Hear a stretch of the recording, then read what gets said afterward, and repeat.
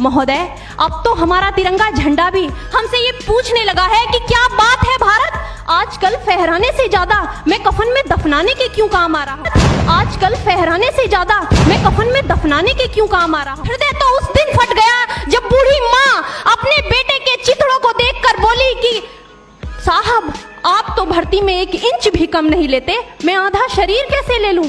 महोदय, आज इन मानवाधिकारों के कारण इन आतंकियों के बंगलों की आकाओं की नाकफनी हंसती है और शहीद हुए हमारे जवानों के आंगन की तुलसी रोती है। जब एक शहीद हुए जवान की विधवा की वेदना चीख चीख कर ये कहती है कि प्यार भी भरपूर गया, मांग का सिंदूर गया, नन्हे नौनिहालों की लंगोटियां चली गई, छोटी छोटी बेटियों की चोटियां चली गई और आपके लिए तो एक आदमी मरा है साहब, मेरे घर की तो रोटियां ही चली गई। अब मेरे घर की तो रोटियां ही चली गई। मेरा जल रहा है, आग लगी है सीने में, हुक्मरा सब व्यस्त हैं खून गरीब का पीने में, तो राम मंदिर या बाबरी का पक्ष नहीं मैं लाई हूं, घायल भारत चीख रहा है, चीख सुनाने आई हूं। परम आदरणीय सभापति महोदय, मंचासीन निर्णायक मंडल समिति एवं उपस्थित मेरे प्यारे साथियों, मैं आरक्षी खुशबू चौहान केंद्रीय रिजर्व पुलिस बल आज सदन की राय से असहमत होते हुए वक्ता विपक्ष में अपने विचार प्रस्तुत करूंगी। महोदय, दर्द हद से तब गुजरने लगता है जब मेरी आंखों के सामने ताज, पुलवामा, छत्तीसगढ़ में शहीद हुए जवानों के शत विशत अधजले शरीर के टुकड़े, रेत के टीलों से ऊपर जाती लाशों के ढेर और कश्मीर की खून से सनी लाल रंग की सड़कों के दृश्य सामने आते हैं। उस पर मेरे प्रतिपक्षी महोदय का कहना ये कि मानवाधिकारों की अनुपालना करते हुए देश से उग्रवाद और आतंकवाद को समाप्त किया जा सकता है। महोदय, अब तो हमारा तिरंगा झंडा भी हमसे ये पूछने लगा है कि क्या बात है भारत, आजकल फहराने से ज्यादा मैं कफन में दफनाने के क्यों काम आ रहा हूँ। महोदय, हृदय तो उस दिन फट गया जब बूढ़ी माँ अपने बेटे के चिथड़ों को देखकर बोली कि साहब, आप तो भर्ती में 1 इंच भी कम नहीं लेते, मैं आधा शरीर कैसे ले लूं। महोदय, आज इन मानवाधिकारों के कारण इन आतंकियों के बंगलों की आकाओं की नाकफनी हंसती है और शहीद हुए हमारे जवानों के आंगन की तुलसी रोती है। जब एक शहीद हुए जवान की विधवा की वेदना चीख चीख कर ये कहती है कि प्यार भी भरपूर गया, मांग का सिंदूर गया, नन्हे नौनिहालों की लंगोटियां चली गई, छोटी छोटी बेटियों की चोटियां चली गई और आपके लिए तो एक आदमी मरा है साहब, मेरे घर की तो रोटियां ही चली गई। महोदय, किसी भी युद्ध को जीतने के लिए पहल करना सबसे ज्यादा आवश्यक है, क्योंकि इतिहास गवाह है कि पहल करके बड़े बड़े युद्धों के परिणाम बदल दिए गए हैं। परंतु आज मानवाधिकारों के कारण हमारे देश के जवान इस कदर बंधे हुए हैं कि अपनी ड्यूटी पर खड़े होकर भी वो आज पहल करने से डरते हैं, क्योंकि महोदय, भविष्य में उन्हें कटघरे में खड़े होने का डर सता रहा होता है।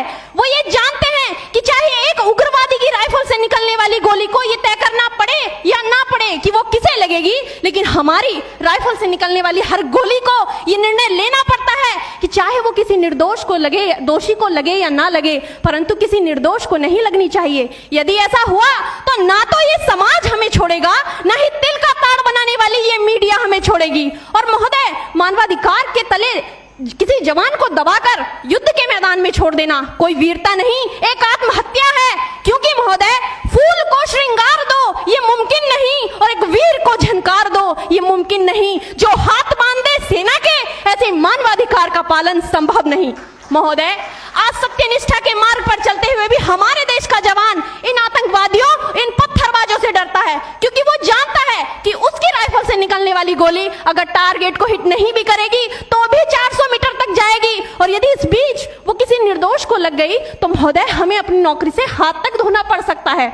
और महोदय, अपनी नौकरी को बचाने की खातिर एक जवान आज ये सोचता है कि चाहे सांप मरे या ना मरे, परंतु लाठी नहीं टूटनी चाहिए, क्योंकि आज हमारे देश के हालात कुछ ऐसे हो गए हैं कि चिरागों को हवाओं में उछाला जा रहा है, हवाओं पर भी रोब डाला जा रहा है। अरे हम ही तो बुनियाद है आंतरिक सुरक्षा की, और आज हमें ही नौकरी से निकाला जा रहा है। महोदय, जब पुलवामा में 44 जवान शहीद हुए, छत्तीसगढ़ में 76 जवान शहीद हुए, तो कोई भी मानवाधिकार की दुहाई देने वाला हमारे पक्ष में आकर खड़ा नहीं हुआ।